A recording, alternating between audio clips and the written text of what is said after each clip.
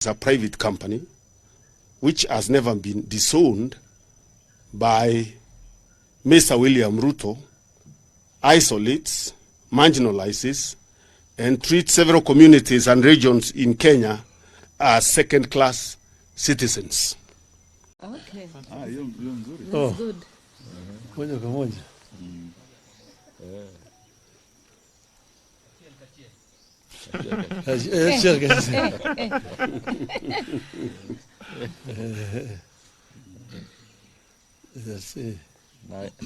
Na machini hakuna diesel.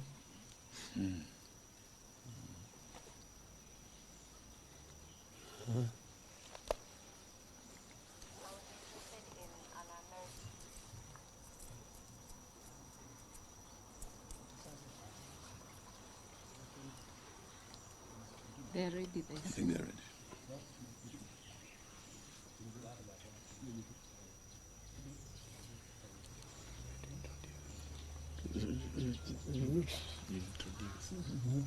Put away shoes.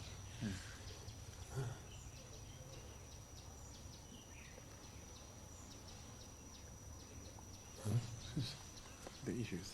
I don't know why they put it. I think you can just read it. Well, good afternoon, ladies and gentlemen. Welcome to this press conference. Your statement from Azimio-One Kenya is going to be read to you by Honorable Munya. Karibu.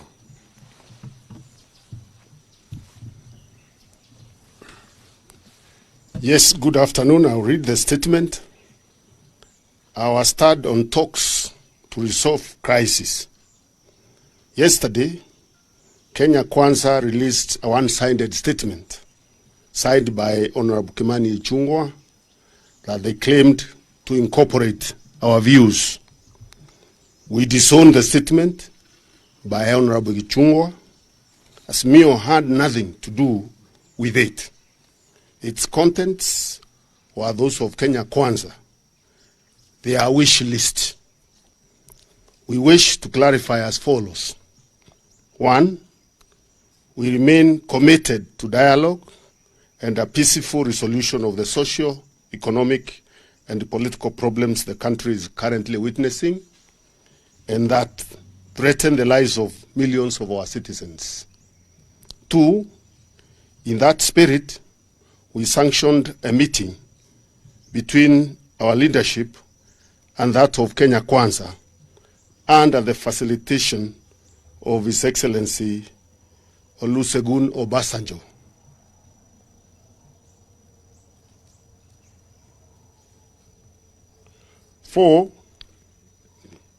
3, this initial meeting was to prepare ground for honest discussions of the issues we have been raising and those that Kenya Kwanza feels like raising. The meeting was therefore a talk about envisioned talks. 4, we take this early opportunity to thank His Excellency Obasanjo for offering himself as a senior son of Africa and a global diplomat to oversee a peaceful resolution to the crisis here in our country. 5, we take note that Kenya Kwanza is trying to deny His Excellency Obasanjo's presence and leadership of the talks. That would be a very unfortunate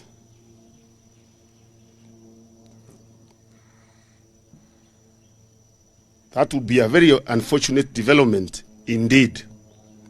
It points to Kenya Kwanza now institutionalizing the culture of deceit and taking it to the global stage. They denied the presence of President Suluhu here a few weeks ago, and now they want to deny the presence of His Excellency Obasanjo. Number 6, while we remain committed to dialogue with Kenya Kwanza for a speedy and sustainable solution to the country's problems, our issues have not changed. Our priority for discussion is the escalating cost of living, which has only got worse with the lifting of the conservatory order on the 2023 Finance Act last week. We want to see actions by the regime that will lead to the immediate lowering of cost of living. It is our position that this issue does not require any discussion, but policy or action by the Kenya Kwanza government. But since they won't do it, lowering the cost of living has to be part of the talks. Negotiations must therefore include the repeal of the oppressive, cruel, and insensitive Finance Act 2023. Under Article 43, it is the responsibility of the state to guarantee access to basic needs such as food, education, water, health, etc. 9, negotiations must include the issue of inclusivity. Kenya Kwanza must be made to disown and disavow the illegal, unconstitutional, and divisive efforts to turn Kenya into a private company that hires only those who voted for Kenya Kwanza.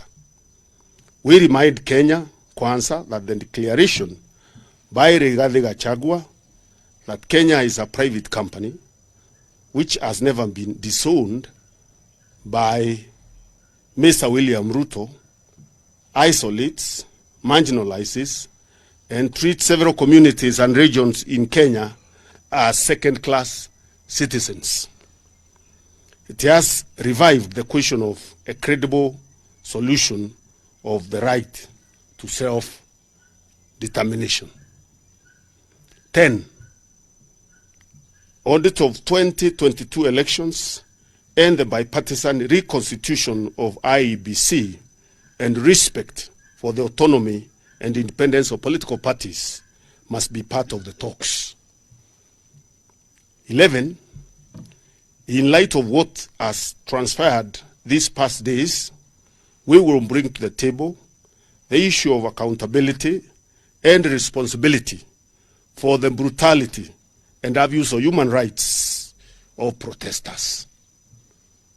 12, it is our position that no party to these negotiations can and should determine for the other party what to raise and what not to raise. We will respect Kenya Kwanza's right to bring all its issues to the table, and they must also respect ours. Number 13, likewise, we expect Kenya Kwanza to have no objections to our priorities. 14, until we agree that each party has the freedom and right to bring its issues to the table, and as we continue to pursue discussion, we shall continue with our engagements with the people. That right is in our constitution.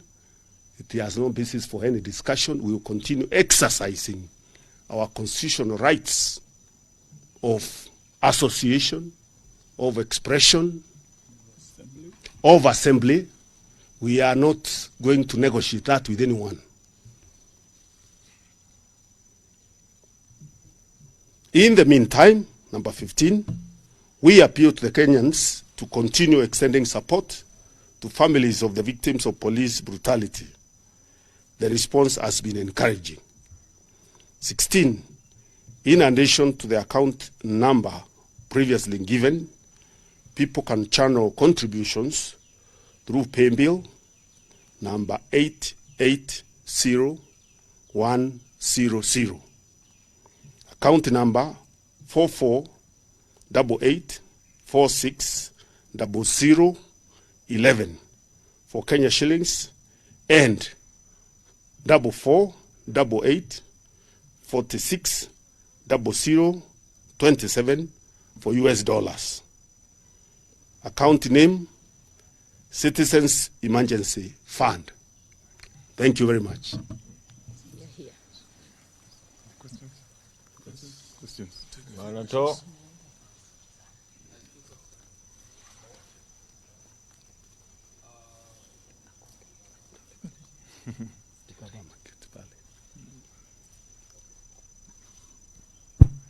Okay, my name is Emmanuel Tor from KTN News. 2 questions. Has the Azimio team met President William Ruto? Because he has hinted on that. And number 2, have you come up with the membership of the 5 members of the 10-member team that is supposed to lead the discussions?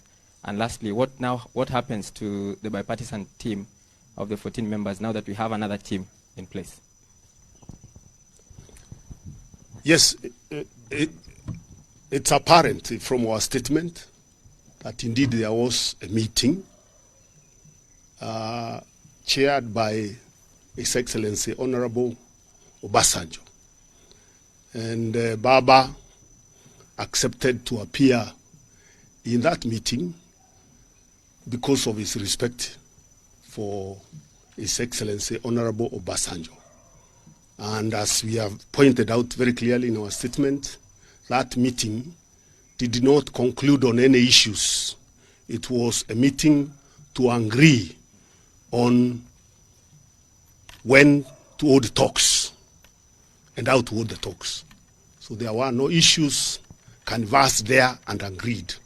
So it is totally unacceptable and misleading to the public for Kenya Kwanza to start releasing its own statements purporting to be Azimio la Umoja issues. We have made it clear what our issues are here, and once a discussion is made within Azimio and our team is picked, then those are the issues that will be tabled for discussion in that committee. The 5 members, do you have it? We are still discussing, and we will soon announce the names of those members.